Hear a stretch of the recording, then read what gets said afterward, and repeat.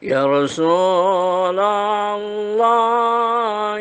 سلام عليك يا رفيع الشان يا رفيع الشان يا رفيع الشان والدرج.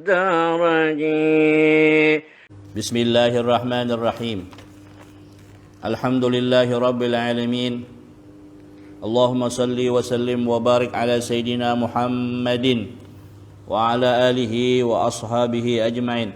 سبحانك لا علم لنا إلا ما علمتنا إنك أنت العليم الحكيم ولا حول ولا قوة إلا بالله العلي العظيم. رب اشرح لي صدري ويسر لي أمري واحلل عقدة من لساني يفقهوا قولي. قال المؤلف رحمه الله تعالى ودمن نفع بجميع علومه في الدارين amin.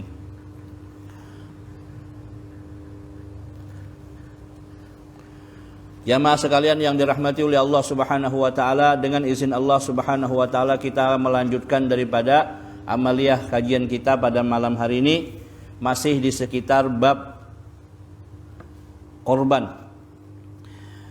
Kelanjutan daripada bacaan kita adalah dan ibadah korban adalah sepaling afdal sedekah. Jadi paling afdal sedekah adalah korban, dan waktunya daripada terangkatnya matahari sampai hari akhir tasyrik. Jadi terangkatnya matahari itu apabila kita sudah selesai mengerjakan salat Idul Adha, baru kita mulai melaksanakan ibadah korban tadi. Sampai kapan? Sampai hari tasyrik, 3 hari tasyrik tersebut.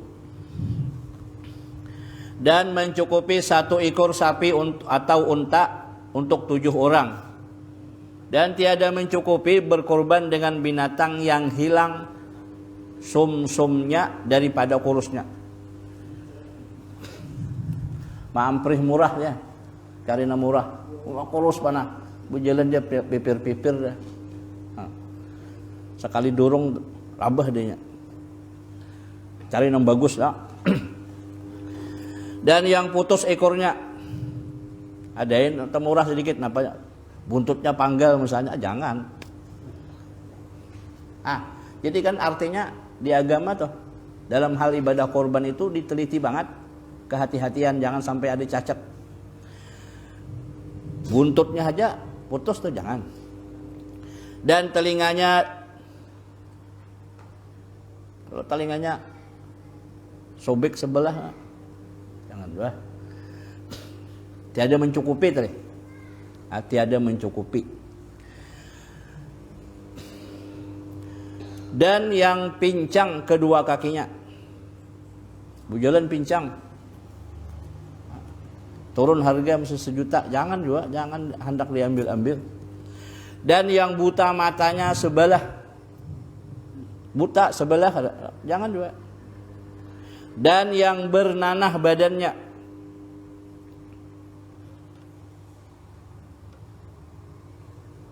dan tiada mengapa, artinya boleh aja tah. Binatang yang pecah terkuyak telinganya, terkuyak aja kulitnya nih tak. Menang putus tadi jangan. Dan pendapat yang muktamad tiada cukup berkorban dengan binatang yang hamil. Karena binatang yang hamil itu kurang dagingnya. Makanya hati-hati Pak. Biasanya mereka penjual sapi itu sudah berpengalaman. Hendak nyaman tuh cari nang laki itu, mereka ada bakalan hamil lagi.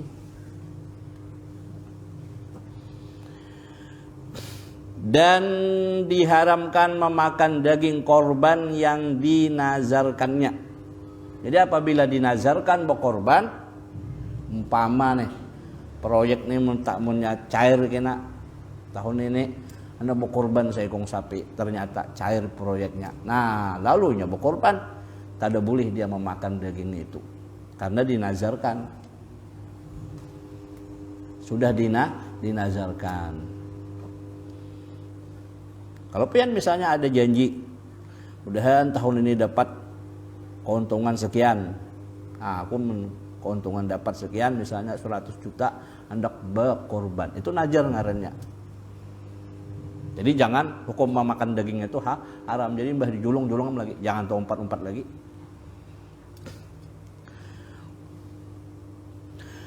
Dan wajib disedekahkannya semuanya.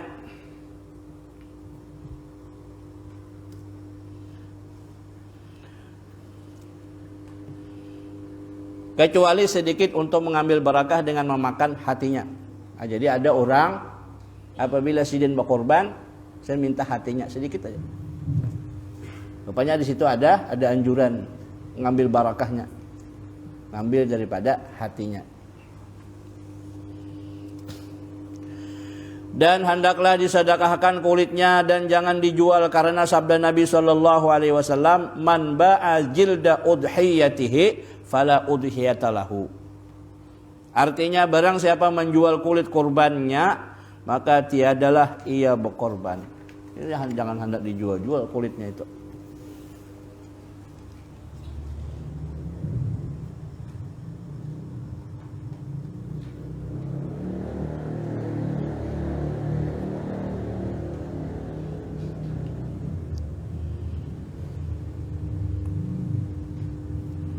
Dan boleh memberi daging korban kepada orang kaya yang muslim. Mau sugih boleh aja. Dan sunnah bagi yang berkorban itu menyembelih korbannya dengan tangannya sendiri. Ini kalau kambing, karena pernah sih kok, amun yang sapi bertujuh urunan, masing-masing lah bertujuh pada kau, lalu berwakil. Makanya orang di Mesir itu, menurut cerita daripada kawan-kawan, di hadapan rumah balik sot kambing, bagi-bagi. Nyembelih seorang. Ada kita ini takutan sampai kebingungan mencari tukang sembelih.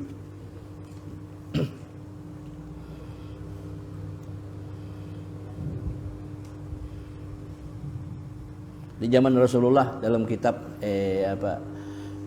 Lu'lu' al-Marjan juga ada disebutkan, di dalam Sunan Abu Daud juga ada. Dalam Sunan Abu Daud disebutkan ada seorang pemuda datang kepada Rasulullah.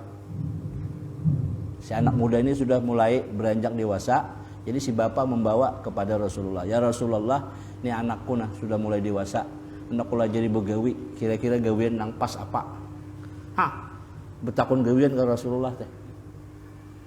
Untungnya Rasulullah tuh cerdas orangnya, kadang nang paningkaran tuh.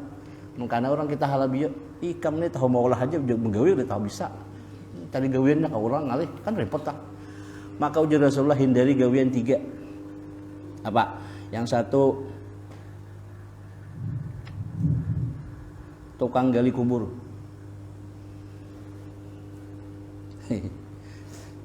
Nah, yang kedua tukang sembelih, tukang jagal. Jadi kan apa rahasia dibalik larangan itu? Apakah ini wajib? Kada juga. Artinya kita harus cerdas mengamatinya.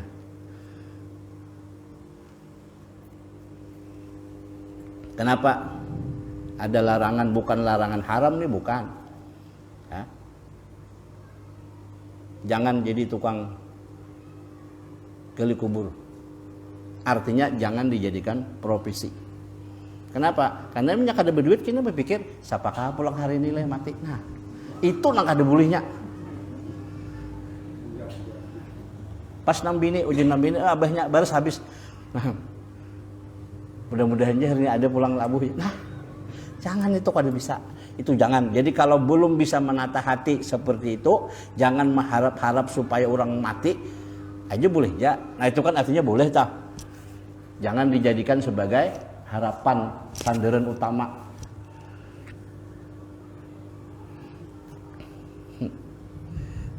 Sama aja nih tak. Ulun pernah berpandai lawan pawang buaya kayak itu juga. Ulun kan hati-hati. Ya mesti ngalih benar menjaga hati guru yang kene. Pas kena kada gawian udah habis, siapakah pulang sambal buaya aja. Pas sambal buaya si nangannya pulang kan gitu, jadi dapat duit situ kan. Nah itu kada boleh juga. Artinya jangan berharap orang itu binasa. Artinya mudahan siapakah pulang mati hari ini menggali kubur kan dapat duit. Nah kada boleh nih toh. Itu kada boleh nih toh. Nah, yang kedua, jangan jadi tukang jagal. Tukang sembelih. Jadi apakah kada boleh? Artinya dilihat dulu situasinya. Kalau belum berumur 40, jangan. Apa sebabnya? Karena tukang sembelih itu yang paling rawan hilang kasih sayang, menipis. Tapi kalau sudah orang di atas 40, dia bisa menguasai diri. Artinya rahmat di hati itu masih terpenuhi. Tapi mun masih anak muda, bisa hilang kasih sayang tuh. Jadi, nah sekarang umpama beritaan manusia umat Islam, umat Rasulullah mengamalkan hadis itu. Siapa tukang gali kubur? Repot juga. Nah, jadi harus bijaksana di situ. Boleh saja tapi jangan berharap kemudian ada yang mati pulang hari ini. Nah, itu kada bolehnya. Itu Pak.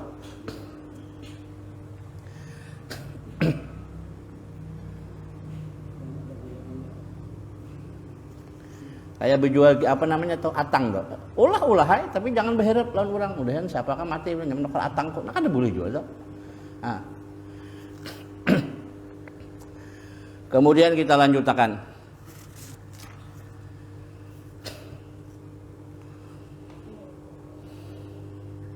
Dan apabila ia tiada kuasa menyembelih sendiri, maka sunnah menyaksikan kepada orang menyaksikannya kepada orang yang diwakilkannya. Jadi bewakil dak.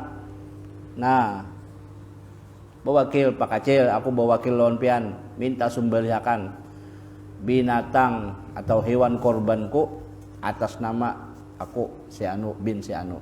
Jadi ujur nang bewakilnya aku terima menyembelihakan. Jangan sembarang sembelih bewakil kada pun siapa disembelih teh.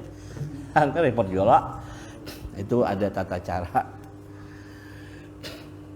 Dan makruh bagi orang yang hendak berkorban menghilangkan rambutnya atau kukunya mulai hari awal Dzulhijjah sampai ia berkorban.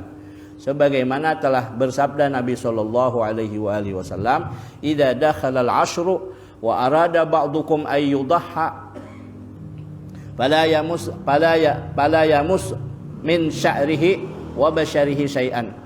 Wa fi riwayatin fala ya'khuzanna sya'ran wa la yaqlumna dhufran. Artinya apabila masuk 10 Zulhijjah, dari tanggal 1 Zulhijjah sudah berniat hendak berkorban. Tahun ini berkorban, duit sudah dijulung ke panitia. Begitu tanggal 1 Zulhijjah, apa yang harus dijaga? Hendaklah 10 Zulhijjah dan sebagian kamu hendak berkorban, maka janganlah ia menyentuh daripada rambutnya atau menyentuh rambut, artinya memotong rambut. Wa basyarihi, dan kulitnya. Dan dalam riwayat yang lain, maka janganlah ia mengambil rambutnya dan jangan memotong kukunya. Supaya apa? Semua anggota tubuh sempurna mendapatkan maghfirah, ampunan dari Allah Subhanahu wa taala. Pan orang yang berkorban itu diganjar oleh Allah taala, diampuni dosa-dosanya, termasuk kuku yang belum dipotong itu. Tapi kalau dipotong sebelumnya itu maka dia tidak terbuat. Nah, kita kan disuruh bila motong kuku habis motong tuh nah. Kan sunnahnya di sini berdahulu sampai ke sini. Atau balik ke sini, baru ke sini, baru sini. Kokonya dikubur. Ada kita ini buang sebuang-buangnya dia.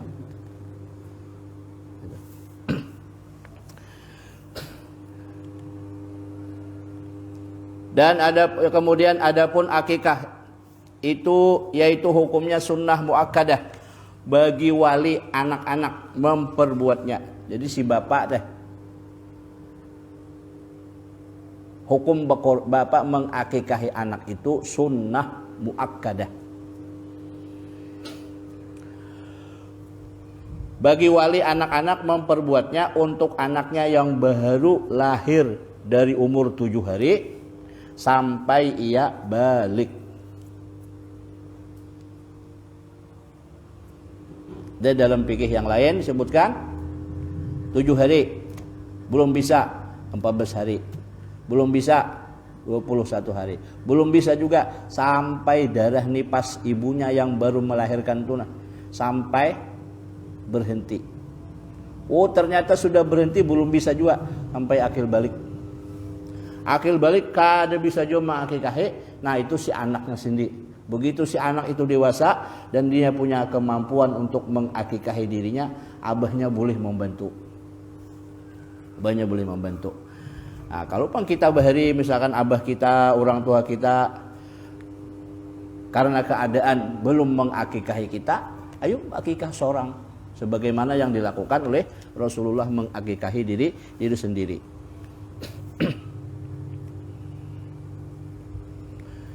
Adapun binatang yang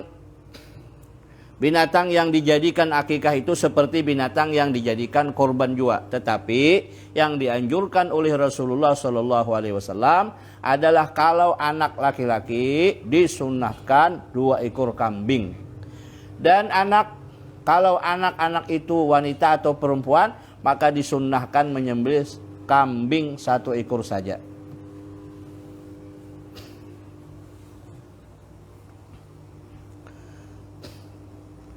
Dan di antara hikmah akikah itu menyembelih kambing adalah tapaul.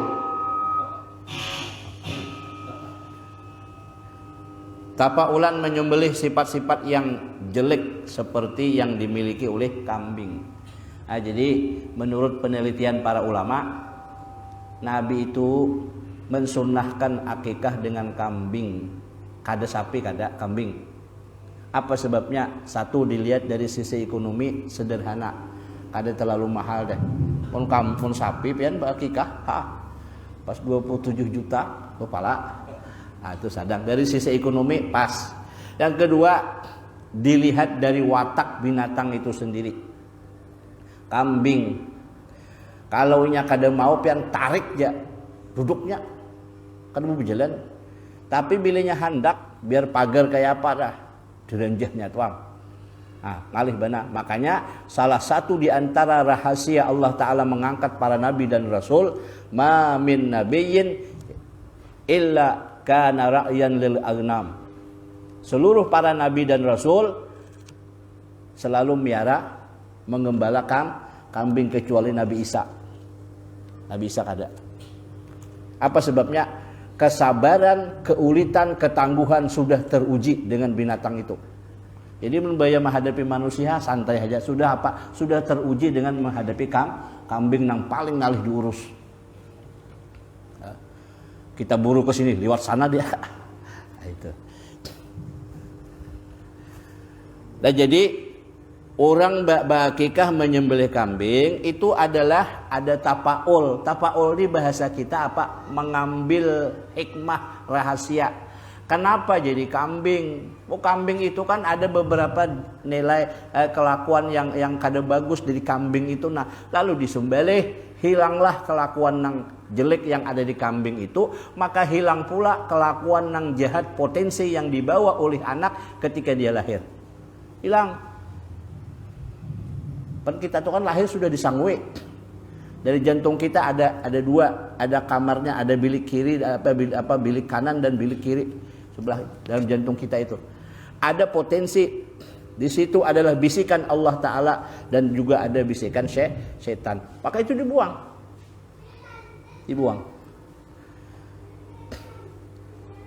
Lalu pada hari ke-7 itu sunnah juga anak itu digundul, bukan dicukur.